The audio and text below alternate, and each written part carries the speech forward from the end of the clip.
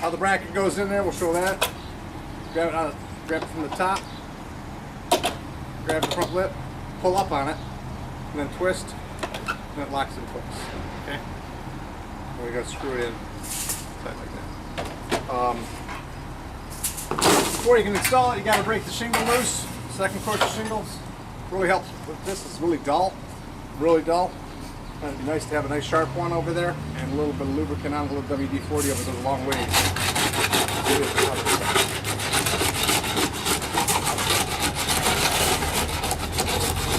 You wish they all came up that easy? Yeah. With the brackets in, depending on where the hanger is, sometimes the hanger's really tight. You just want to have it, I like to have it a couple inches from the end. There's nothing magical about it, but a couple of inches from the end gives a nice stable base over there when you go to put that end cap on there. So not right on the end. A lot of times if you go too far to the end, you get in the habit of doing that, and there won't be anything there because the gutter sticks out real far, especially some spots where the shingles stick out 1.5 inches on the sides. That's different parts of the country. That's how it is. We'll start off with a scrap piece first, because that's the way we do it. That's the way we eliminate there. So I'm just going to take it to the edge of the roof. Okay? Even if the gutter sticks out here, I'm only going to take this to the edge of the roof here, even there. Okay? I'll line up the other bracket. Inevitably, this one here falls right on the hanger. Good for training. I'll move it in just a little bit. And we want them about every 3 feet apart, or 2.5 feet. 2.5 to 3 feet apart. So I can get it away right there. So, gun. It's very important that your hangers are tight. This one here looks like it bows out just a little bit, so I'm going to snug up that one a little bit. Or maybe I am. Make sure the hangers are tight. If they're not,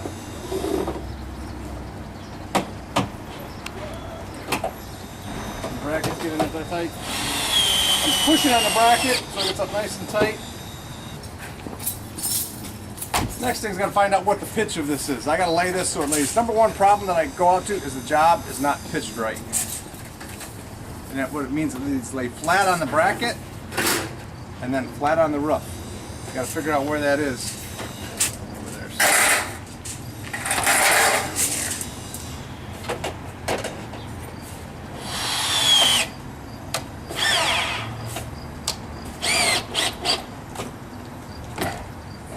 So find out what that is over there. You got to kind of get a feel for it, where that's level at. Flat on the bracket, flat on the screw, or flat on the roof there. A good way to show it is with this here. It's getting in a little bit too tight, so right about right here, halfway in this particular piece. It's going to change depending on a couple different things. One, pitch of the roof. It'll also depend on how much drip edge. That big drip edge, a little drip edge. We'll determine that point there. Thank you, Mr. Webb. Pop this over in the brake. Originally, we had these brakes made just for the products, and the company went out of business. So you can get a 5.5 foot brake like this one. That's the best size one. You can always add to or take out more of this line here when it's on the roof over there. Oh geez, I got way too much. If I try to put that in like that, what's it going to do? It's going to lift up the shingles. We don't want to do that, okay? So, you know, just take it over. You can take some of that bend right out of it. Just with your hand, but the crease is there. Okay, so it's like a piece of paper. Okay, if you try to fold a piece of paper, it bends right back, right? Okay, you put a crease on it, and that's got a memory. Under that line there, slide it underneath there. All right, we can put a screw in it. But we use the stainless steel ones, and you guys should all be using the stainless steel ones. There's 1/2 inch screws out there, and there's 3/8. We all use the 1/2 inch ones, okay? We don't use the 3/8 ones, and we always use stainless steel. Otherwise, you get little rust spots that grow on it like that. And they're matching. It's very important that when you put put your finger, you can feel where that bracket is, okay? Even if you're doing it, happen to be going for the roof, you can feel where that finger is over there. So put the finger there.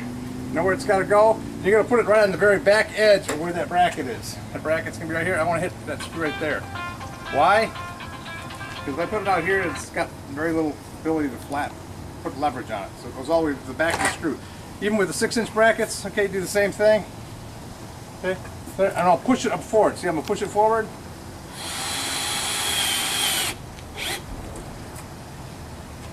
Now this one here, I can't do it, put a screw in there until I have that other panel on there. And there's not another one there, otherwise I'd put that one on there. Okay, so then we go to our full length pieces.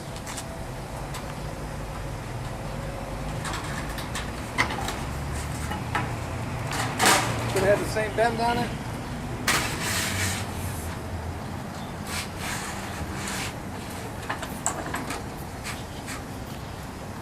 I'm doing it by eye, but if you had to mark each one, it's fine.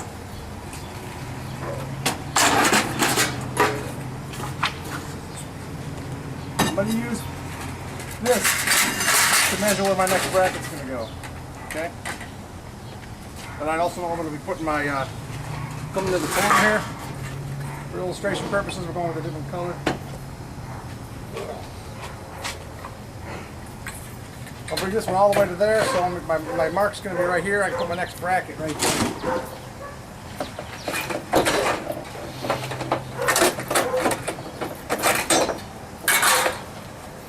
Which means I'm going to cut my panel right here. Okay. I'll put another bracket here. I'm going to screw it in. But I hate to waste material, so I don't know if I'm actually going to put it in now. Okay.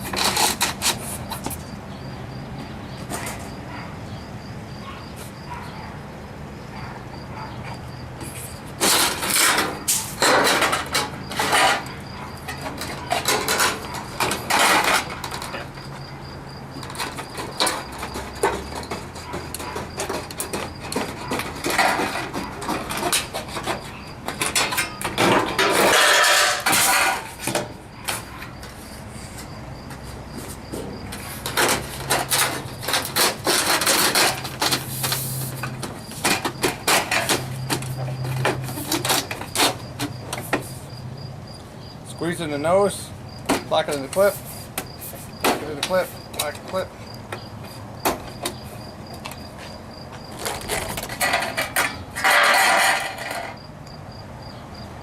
Yeah, make sure you push it on the nose.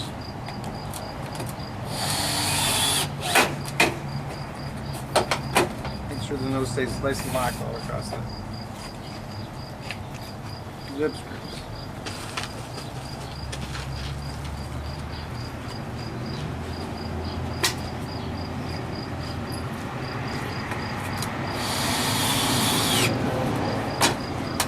Okay, we'll make this as easy as possible for the inside corner.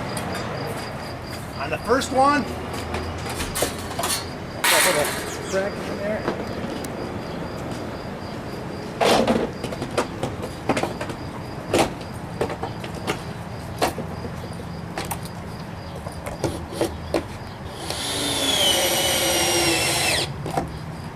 First one, I'll put all the way in the corner. Like that. That nose runs tight up that way. Okay?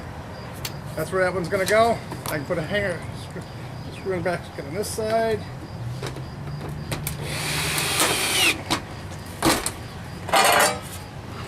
These brackets, the panels have a slotted screw that allows these panels to expand and contract. Just like your roof's all in individual pieces to allow them to expand and contract. That's why we don't put up, roofing materials in big long sheets, because they can't expand and contract. By just having small pieces, they can expand and contract.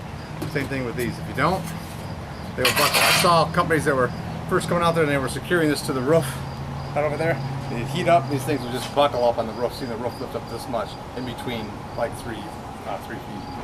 Crazy. So, big weight. Second one over here. These lines are at 45.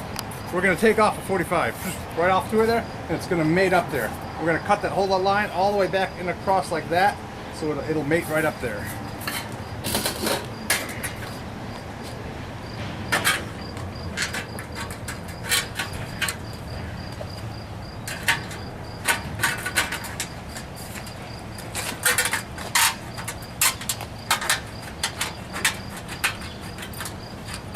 Very important when you get there is you come back. You don't just keep cutting that same way.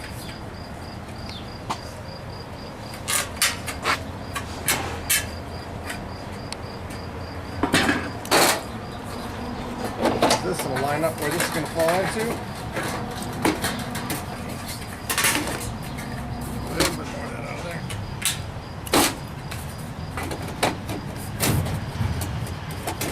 I'm marking where this other bracket's going to go over here. We're going to put the hanger.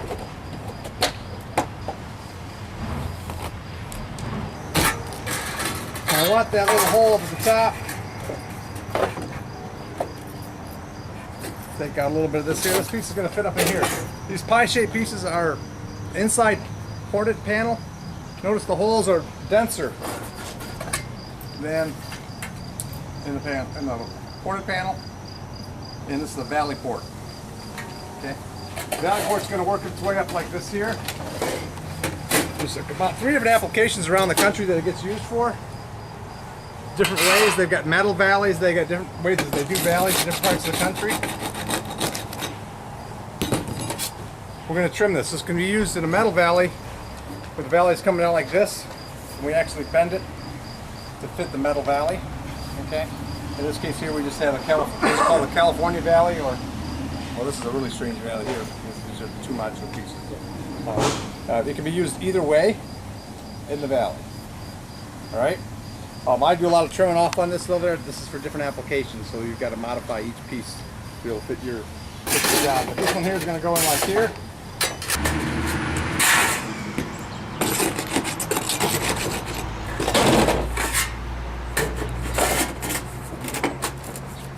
There. I can spot out where this is actually going to fit on top. And then I can cut out a little bit more of this other one here. Now that I know that.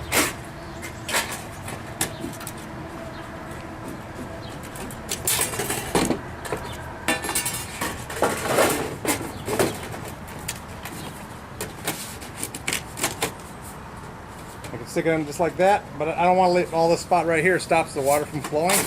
There's 4 tools that we use in the valley itself to catch more water. They are the ported panel, 1, 2 in each corner. We also use the valley port, which is what I have in my hand here now.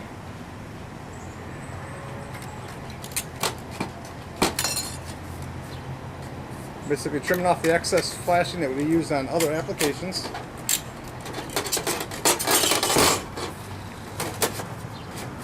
We don't put any holes in the valley. It's kind of our rule. We don't put holes in the valley.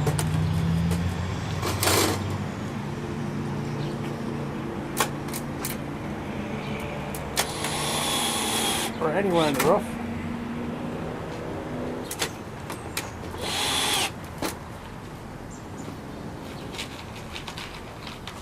The other 2 tools that we use. John, somebody give me a Phillips screwdriver.